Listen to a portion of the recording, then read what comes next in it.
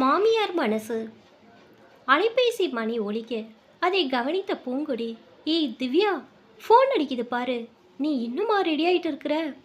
அடுக்கையில் தோசை ஊற்றியவாறே குரல் கொடுத்தாள். ஏதோ ரெடி ஆயிட்டேமா என்றவள் ஹாலில் இருந்த ஃபோனை எடுத்தவாறே அதை அட்டன் செய்து ஹலோ என்றாள். சொல்லு காயு, நான் ரெடி ஆயிட்டேன், இதோ சாப்பிட்டதும் கிளம்பி விடுவேன், நீ கிளம்பியாச்சா என்றாள். எதிர்முனையில் அவள் தோழி காயத்ரி, நான் கிளம்பி ரொம்ப நேரம் ஆச்சுடி, சீக்கிரம் வா, நான் திரும்ப வீட்டுக்கு சீக்கிரம் போகணும்ல என்றால் சலித்தவாறே. சரி சரி, உடனே கிளம்புறேன் என்று ஃபோனை அணைத்துவிட்டு சமையலறையில் நுழைந்தாள். யாரு, காயத்ரியா? அம்மா கேட்க தலை அசைத்துவிட்டு சாப்பிடுவதில் மும்முரம் காட்டினாள். அம்மா போதும், இதுக்கு மேலே எனக்கு தோசை ஊத்தாத, நீ சாப்பிடு என்று சொல்லிவிட்டு அவசர அவசரமாக கையை கழுவினாள். என்ன இவ்வளோதான் சாப்பிடுவியா? 2 மாசத்துல கல்யாணம் வச்சுட்டு கொஞ்சமாவது உடம்பு தேறினாதான் பார்க்க நல்லா இருக்கும். இவ்வளோ நாள் நீ எப்படி வேணாலும் இருந்திருக்கலாண்டி, இனி உனக்கு எதுனாலும் நான் தான் பதில் சொல்லணும். ஒழுக்கமா இன்னும் 2 தோசையை சாப்பிட்டுட்டு கிளம்பு என்று அதட்டினாள் அம்மா வழக்கம் போல. ஐயோ அம்மா, ஆரம்பிச்சிட்டியா? நான் காயுவா எவ்வளோ வருஷம் கழித்து பார்க்க போகிறேன்னு உனக்கே தெரியும்ல. அவளை பார்க்க போகிறதே பெரிய விஷயம். இப்போ போய் நான் லேட் பண்ணா அவள் டென்ஷன் ஆயிடுவா. நான் வந்து கூட உனக்காக சாப்பிட்றேன் சரியா, என் செல்ல அம்மா என்று கொஞ்சி விட்டு தப்பி ஓடிய சந்தோஷத்தில் வெளியே வந்து தன் ஸ்கூட்டியை கிளப்பினாள். அடுத்த 1/4 மணி நேரத்தில் அந்த ஊரில் பேர் போன டிபார்ட்மெண்ட் ஸ்டோரில் நுழைந்தாள். பார்க்கிங் செய்துவிட்டு திரும்பிய போது கேன்டீனில் அமர்ந்திருந்த காயத்ரி கையசைத்தாள். நேரா அங்கே சென்று அமர்ந்தவள் காயத்ரியை ஒரு ஆழமான பார்வை பார்த்தாள். எவ்வளோ நாளாச்சு காய உன்னை பார்த்து? லாஸ்டா உனக்கு குழந்தை பிறந்தப்ப பார்க்க வந்தேன், கரெக்டா என்றாள் திவ்யா. என்று பதிலுக்கு சோர்வாய் தலையாட்டினாள் காயத்ரி. சரி, உன் குட்டி பையன் எப்படி இருக்கான்? அவன் பெயர் நகுல் தானே? அவனையே கூட்டிகிட்டு வந்திருக்கலாமே, நானும் பார்த்த மாதிரி இருந்திருக்கோம். அண்ணா எப்படி இருக்கிறார் என்று அடுக்கடுக்காய் கேள்விகளை வைத்தால். எல்லோரும் நல்லா இருக்காங்க. நான் என் பையனை கூட்டிகிட்டு வந்தா உன்னை மீட் பண்ணதை வீட்டில் சொல்லிடுவான். அவன் பயங்கரமாக வாயடிப்பான். அப்புறம் நான் என்ன நினைத்து உன்னை பார்க்க வந்தேனோ அது எல்லாமே ஸ்பாயில் ஆகிடும். இங்கே ஒரு முக்கியமான மேரேஜ் ஃபங்க்ஷன், அதான் எல்லோரும் ஃபேமிலியாக வந்தோம். அவரோட மாமா வீட்டில் தான் ஸ்டே பண்ணியிருக்கிறோம். அவங்க கொஞ்சம் மளிகை ஜாமான் வாங்கணும்னு நேற்று சொன்னாங்க. அப்போ தான் எனக்கு ஒரு யோசனை, உன்னை மீட் பண்ண இதுதான் நல்ல சான்ஸ். நான் கடைக்கு போகிறேன்னு சொல்லி கிளம்பி வந்துட்டேன். அதனால தான் உன்னை கூட அர்ஜெண்ட்டாக வர சொல்லி மெசேஜ் பண்ணேன். ரொம்ப லேட் பண்ணிடுவியோன்னு பயத்தில் தான் வெளியில் வந்துட்டு உனக்கு கால் பண்ணேன் என்றாள் காயத்ரி ஒருவித பய உணர்வோடு. ஏன் காயு, உனக்கு இவ்வளோ பயம்? நீ ரொம்ப தைரியமான பொண்ணாச்சே. காலேஜில் கூட எல்லார்கிட்டேயும் தைரியமாக எடுத்து பேசுகியே, இப்போ அதெல்லாம் எங்கே காணாமல் போச்சு? குழந்தைய பார்க்க வந்தப்போ கூட நீ என்கிட்ட அதிகமாக பேசவே இல்லை. என்னால் இன்னும் நம்ப முடியல, இது நீந்தானான்னு சந்தேகமாக இருக்கு என்றாள் திவ்யா நம்ப முடியாத பார்வையில். எல்லா பெண்களோட வாழ்க்கையிலும் மேரேஜ்க்கு முன்னாடி அப்படி தான் இருக்கும் தேவி. மேரேஜ் ஆகிட்டா எல்லாமே தலைகீழ். நமக்குன்னு நாம் வாழ முடியாத ஒரு சூழ்நிலை. ஏன் நம்ம அப்பா அம்மாவை பற்றி கூட அதிகமாக யோசிக்க முடியாத ஒரு நிலை. அவங்க பார்க்க கூட எவ்வளோ யோசிச்சு அவரோட வீட்டில் எல்லார்கிட்டையும் பர்மிஷன் வாங்கியிருக்கு தெரியுமா? அவள் சொல்லும் போதே கண்களில் சிறிதாக கண்ணீர் எட்டி பார்த்தது. அவளை சமாதானப்படுத்த முயன்றவளாய் திவ்யா அவள் அருகில் போய் அமர்ந்து கொண்டு அவளை தேற்றினாள். இப்போ கூட பாரு, எங்கள் அம்மாவுக்கு உடம்பு சரியில்லை, அவங்கள போய் ஒரு தடவை பார்க்க கூட என்னால் முடியலை. இப்போ இந்த ஃபங்க்ஷன் தான் ரொம்ப முக்கியம் பாரு, உடனே கிளப்பி கூட்டிகிட்டு வந்துட்டாங்க. ஆனால் எங்கள் அம்மா நான் கஷ்டப்படக்கூடாதுன்னு ஃபோன் பண்ணி நான் நல்லா தான் இருக்கிறேன், நீ நல்லபடியாக போயிட்டு வான்னு எனக்கு சமாதானம் சொல்கிறாங்க. இதை எங்கே போய் நான் சொல்கிறது என்றவளை தேற்ற முயன்று தோற்றவளாய் அமர்ந்திருந்தாள் திவ்யா. ஒருவாறு சமாளித்தவாறே காயத்ரி தன் அழுகையை அடக்கியவாறு பேசினாள். சாரி திவி, உனக்கு மேரேஜ் ஆக போகிற டைமில் நான் இதெல்லாம் பேசி உன்னை பயமுறுத்த நினைக்கல. என்னால் என் ஃபீலிங்ஸை கண்ட்ரோல் பண்ண முடியாமல் அழுதுட்டேன். ஏன்னா என்னால் இதை தவிர வேறு யாருக்கிட்டேயும் சொல்ல முடியாது. என் நிலமை அப்படி, உன்கிட்டயாவது சொல்லணும்னு தோணுச்சு என்றாள் காயோ. ஹே, அதெல்லாம் ஒன்றும் இல்லை காயோ, நான் உன்னோட பெஸ்ட் ஃப்ரெண்ட். நீ என்கிட்ட எதுனாலும் சொல்லலாம். ப்ளீஸ் கொஞ்சம் ரிலாக்ஸ் ஆகு. இந்தா இந்த ஜூஸை குடி என்று அவளிடம் நீட்டினாள் திவ்யா. பிறகு யோசித்தவரை கேட்டாள், இதெல்லாம் நீ அன்னைக்கிட்ட சொல்லலாம்ல என்றவளே ஒரு பார்வை பார்த்தாள் காயத்ரி. ம் அதெல்லாம் என்றைக்குமே நடக்காது திவி. அங்கே எங்கள் மாமியார் வச்சது தான் சட்டம். எல்லாரும் அதுபடி தான் நடக்கணும். அது எங்கள் மாமனார் இருந்தாலும் சரி, அவராக இருந்தாலும் சரி, எல்லாரையும் அப்படியே பழக்கிட்டாங்க. திடீர்னு போய் நாம் அதை மாற்றணும்னு நினச்சா முடியுமா? அவர் இங்கே இப்படி தான், நீ அதுக்கு தகுந்த மாதிரி பழகிக்கண்டு ஒரே வார்த்தையில் சொல்லிட்டார். அதற்கு மேலே நான் என்ன பேச என்றால் விகத்தியாக. எதையோ யோசித்தல இருந்தால் திவ்யா. சரி விடு, நான் பாரு என்னோட கஷ்டத்தை உன்கிட்ட சொல்லிட்டே உன் விஷயத்தை கேட்க மறந்துட்டேன் என்றவள் திவ்யாவின் முகம் திருப்பி கேட்டாள். இப்போவே முகத்தில் கல்யாண கலை வந்துருச்சு போல. அப்புறம் மாப்பிள்ளை எப்படி உன்கிட்ட நல்லா பேசுகிறாரா, பழகுறாரா? அவங்க வீட்டில் எல்லாரும் ஓகே தானா என்று அவள் பதிலை எதிர்பார்த்து சிறிது உற்சாகமானாள். அவர் பேர் அர்ஜுன். அவங்க வீட்டில் இவர் ஒரு பையன், அப்புறம் ஒரு பொண்ணு காலேஜில் படிச்சுக்கிட்டு இருக்கிறா. அவங்க ஃபேமிலியில் எல்லோரும் பிஸ்னஸ் தான். அவரும் எம்பிஏ முடிச்சுட்டு அவங்க அப்பா கூட தான் பிஸ்னஸ் பண்ணிக்கிட்டு இருக்கார். சீக்கிரமே வேறு பிஸ்னஸ் ஸ்டார்ட் பண்ணணும்னு சொல்லிகிட்டு இருக்கார். அவங்க வீட்டில் இப்போ வரைக்கும் எல்லோரும் நல்லா தான் பழகுறாங்க. இருந்தாலும் எனக்கு ஜாயிண்ட் ஃபேமிலி ஒத்து வருமானு தெரியல. அதனால் அவர்கிட்ட தனி கொடுத்தல போகலான்னு சொல்லியிருக்கேன் என்றனும் காயத்ரி அவளை ஆச்சரியமாய் பார்த்தாள். ஏய், என்ன சொல்கிற திவி? நிஜமாலுமா? கல்யாணம் பண்ணுறதுக்கு முன்னாடியே இதை பற்றி பேசிட்டியா? அவர் என்ன சொன்னார் என்று ஆர்வமாய் கேட்டாள். அவர் முதல்ல எங்கள் வீட்டுக்கு வந்து பாரு, அதுக்கப்புறம் நீயே டிசைட் பண்ணுன்னு சொல்லிட்டார் என்றால் சிறிது குழப்பத்தோடும். பரவாயில்ல திவி, கொஞ்சம் தெளிவான ஆளாக தான் இருப்பார் போல. ஆனால் உங்கள் வீட்டில் நீ இப்படி சொன்னதுக்கு எதுவும் சொல்லலையா என்றாள். எங்கள் அம்மாவுக்கு மட்டும்தான் தெரியும். அப்பாவுக்கு தெரிஞ்சால் அவ்வளோதான், வீடே ரெண்டாயிடும். அம்மாவும் சொல்லுவாங்க, குடும்பம்னா 1000 இருக்கும், வீட்டுக்கு வீடு வாசப்படி. நீ இதெல்லாம் தெரியாமையே இருந்துடுவியா? எல்லாரும் ஒரே மாதிரி இருக்க மாட்டாங்க. உங்கள் மாமியாரை பார்த்தா அப்படி தெரியலைன்னு எப்பவும் புராணம் பாடிக்கிட்டே இருப்பாங்க. நான் அதெல்லாம் சட்டையே பண்ணுறதில்ல. கல்யாணம் ஆயிட்டா எல்லாமே மாறிடுமா என்ன? நாம தான் நம்ம சுதந்திரத்தை முடிவு பண்ணணும். அதை யாருக்காகவும் விட்டு கொடுக்கக்கூடாது. அதனால தான் அவர்கிட்ட அப்படி சொன்னேன். பார்க்கலாம், கொஞ்ச நாள் ஒத்து வந்தால் பார்ப்பேன், இல்லைனா தனி கொடுத்தனந்தான் என்று தன் மனதில் பட்டதை பேசினாள் திவ்யா. அவளின் தைரியம் காயத்ரிக்கு ஒருவேளை இயக்கத்தை கொடுத்தது என்றே சொல்ல வேண்டும். பேசிக்கொண்டே இருந்தவர்கள் அடுத்து உள்ளே பொருட்கள் வாங்க சென்றனர். அப்போது ஒரு கணம் திகைத்தாள் திவ்யா.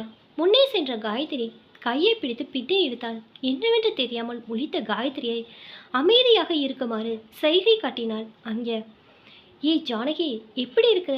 எவ்வளோ வருஷம் ஆச்சு உன்னை பார்த்து. குரல் வந்த திசையில் திரும்பி பார்த்த ஜானகி அவர்கள் பார்த்த சந்தோஷத்தில் திகைத்தாள். மங்களமா, எப்படி இருக்கிறீங்க? எப்போ இங்கே வந்தீங்க? நீங்கள் பொள்ளாச்சிக்கு போனாலும் நம்ம வீதியில் எல்லோரும் அப்பப்போ உங்களை பற்றி பேசிக்கிட்டு தான் இருப்போம். அப்புறம் வீட்டில் எல்லோரும் சௌக்கியமா என்று கேள்களை துடித்தாள் ஜானகி. ஆனால் மங்களவின் முகத்தில் மாறாய் சந்தோஷம் தெரியவில்லை. ஏதோ இருக்கிறேன் ஜானகி. கோயம்புத்தூர் இருந்த வரைக்கும் எனக்கு எல்லாமே சரியாக இருந்தது. பொள்ளாச்சிக்கு டிரான்ஸ்ஃபர் ஆகி போனதும் தான் போனோம். எனக்கு எதுவுமே சரிப்படல என்றால் கவலை தோய்ந்த முகத்துடன்.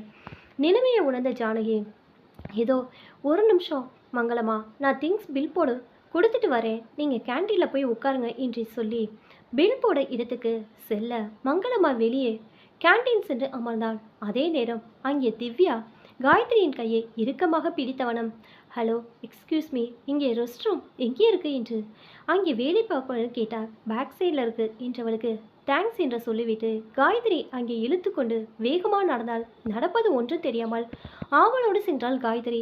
பின்பக்கமாக சென்றவள் மறைவாக நின்று பார்த்தபோது மங்களம்மா அமர்ந்த இடத்தில் ஜன்னல் வெகு அருகில் இருந்தது. அங்கே நின்றாள். அவர்களின் உரையாடல் நன்றாகவே அவர்களுக்கு கேட்கும். அதுதான் திவ்யாவிற்கு வேண்டும். ஜானகி பொருட்களை வாங்கி கொண்டு மங்களம்மா அமர்ந்த இடத்திற்கு வந்து அமர்ந்தாள். என்றாள். இப்போ சொல்லுங்க மங்களம்மா. அங்கே நம்மளை சுற்றி எல்லோரும் இருந்தாங்க, அதான் கொஞ்சம் தனியாக உட்காந்து பேசலாம்னு தோணுச்சு. என்னாச்சு? எல்லோரும் சந்தோஷமா தானே நான் அங்கே குடி போனீங்க என்றாள் ஜானகி. சந்தோஷமா? அதெல்லாம் சும்மா ஜானகி, என்னத்த சொல்ல. மருமகள்னு எனக்கு ஒருத்தி வாய்ச்சிருக்கா பாரு, எங்கிருந்து தான் அவளை பிடிச்சேன்னு தெரியல என்று புலம்பியை பார்த்து ஜானகி, ஏன் மங்களம்மா இப்படி சொல்கிறீங்க? உங்கள் மருமக நல்ல பொண்ணு தானே, நீங்கள் பார்த்து தானே கட்டி வச்சிங்க, அப்புறம் என்ன பிரச்சனை என்றாள். அவள் தான் என் பிரச்சனையே ஜானகி, எல்லாமே அவளால் வந்த வேண. மருமகள்னா எப்படி இருக்கணும்? குடும்பத்துக்கு கட்டுப்பட்டு பெரியவங்க என்ன சொல்கிறாங்களோ அதை ஏற்றுக்கிட்டு அவங்க இஷ்டப்படி தானே நடக்கணும். ஆனால் இவ வந்து 2 வருஷத்துலேயே என் பையனை அவள் கைக்குள்ளே போட்டுக்கிட்டா. அப்புறம் அவரையும் அவள் பேச்சு கேட்குற மாதிரி மாற்றிட்டா. என் குடும்பமே தலைகீழ். என்னை எங்கள் வீட்டில் யாரும் மதிக்கிறதே இல்லை. அவர் கூட இப்போ என் பேச்சை கேட்குறதில்ல. கல்யாணம் ஆகி 3 வருஷம் ஆச்சு, இன்னும் அவள் வயிற்றில் ஒரு புழுப்பூச்சி கூட உண்டாகலை. கேட்டால் ஏதோ காரணம் சொல்கிறாங்க. இப்போ கூட இங்கே பக்கத்தில் இருக்க ஹாஸ்பிட்டலுக்கு ட்ரீட்மெண்ட்டுக்கு தான் வந்திருக்கிறோம். என்னால் ரொம்ப நேரம் அங்கே இருக்க முடியல, கொஞ்சம் ஜூஸ் குடிக்கலான்னு அப்படியே வெளியே வந்துட்டேன். நீ கடைக்கு உள்ளே போகிறதான்னு நான் பார்த்தேன், அதான் அப்படியே பேசிட்டு போகலான்னு வந்தேன் என்று கடகடவென தன் கதையை ஒப்பித்தாள் மங்களம். ஒரு நிமிடம் யோசித்த ஜானகி, சரி உங்கள் பொன் மாலதி எப்படி இருக்காங்க மங்களமா என்றதும் அவர் முகத்தில் ஒரு சின்ன புன்னகை. அவள் நல்லா இருக்கா ஜானகி, இன்னும் அமெரிக்காவில் தான் இருக்கா. பேரை படிச்சுட்டி. போன மாதம் அவன் மாமனாருக்கு கொஞ்சம் உடம்பு சரியில்லை, ஆப்ரேஷன் இங்கே வந்து இருந்தாங்க. 1 மாதம் பக்கமாக இங்கேயே தான் இருக்க வேண்டியதாக போச்சு. அப்புறம் 1 வாரம் பொள்ளாச்சி வந்து இருந்தா. அவங்க மாமியார் வீட்டில் ஏகப்பட்ட வேலை. பாவம் அவளுக்கு. இங்கே வந்தால் தானே ரெஸ்ட்டு. எப்படியோ ஒரு வழியாக அதுக்கப்புறம் அமெரிக்கா கிளம்பிட்டாங்க என்று அலப்பறையை காட்டினாள் மங்களம். ஒரு பார்வை பார்த்த ஜானகி, எப்படி மங்களமா, உங்களால் மனசாட்சியே இல்லாமல் பேச முடியாது என்றால் சற்று கோபத்துடன். இதை எதிர்பார்க்காத மங்களம், ஏன் நான் அப்படி என்ன பேசிட்டேன் என்றால், உங்களுக்கே தெரியுமே நீங்கள் எவ்வளோ நாள் மாலதிக்கு குழந்தை உண்டாங்கன்னு புலம்பி இருப்பீங்க. 2 வருஷம் கழிச்சு தானே அவளுக்கு குழந்தை உண்டாச்சு. இப்போ உங்கள் மருமக உண்டாலன்னு ரொம்ப சாதாரணமாக குறை சொல்கிறீங்க. ஒரு விஷயம் யோசிச்சு பாருங்களே, அது கண்டிப்பாக அவளோட குறையாக தான் இருக்கணுமா?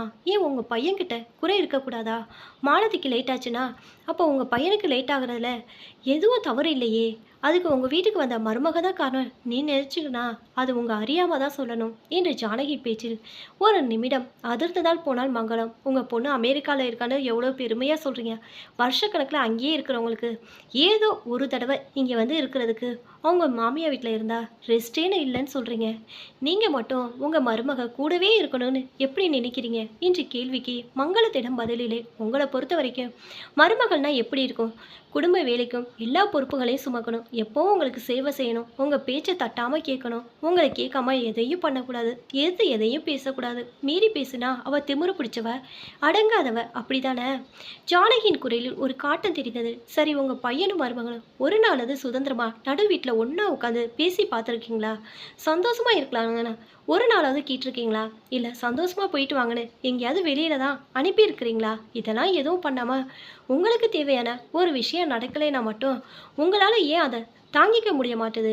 ஜானகி விடாமல் கேட்ட கேள்விக்கு எதிலும் எந்த பதிலும் சொல்ல முடியாமல் திணறி கொண்டிருந்தால் மங்களம். ஹாஸ்பிட்டலில் ட்ரீட்மெண்ட்டுக்கு வந்திருக்கேன், ரொம்ப நேரம் அங்கே இருக்க முடியாதுன்னு சொல்கிறீங்க. இதுவே மாலதிக்கா இருந்தா இப்படி தான் சொல்லுவீங்களா? கூடவே இருந்து அவளை அக்கறையாக கவனிச்சிக்க மாட்டிங்களா? அப்போ பொண்ணுண்டா ஒசத்தி, மருமகனா கீழையா? இதுவே மாலதியோட மாமியார் உங்களை மாதிரி பண்ணியிருந்தா நீங்கள் ஒத்துப்பீங்களா?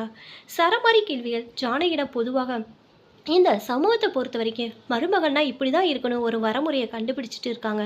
ஆனால் யாருமே கல்யாணம் முடிஞ்ச புதுசாக வர பொண்ணோட மனசை புரிஞ்சுக்கணும் நினைக்கிறது இல்லை. பிறந்ததுலேருந்தே கூட இருந்த குடும்பத்தை விட்டுட்டு வர பொண்ணுக்கிட்ட எல்லா விஷயங்களும் சரியாக செய்யணும் எதிர்பார்க்கறது. எந்த விதத்தில்னாலும் வந்த உடனே எல்லாரையும் பற்றி தெரிஞ்சு அதுக்கு தகுந்த மாதிரி நடந்துக்கணும், எல்லாமே பொறுப்பாக செய்யணும். ஒரு சின்ன தப்பு செஞ்சால் கூட அதை சொல்லி சொல்லி அவள் மனசை நோகடிக்கிறது.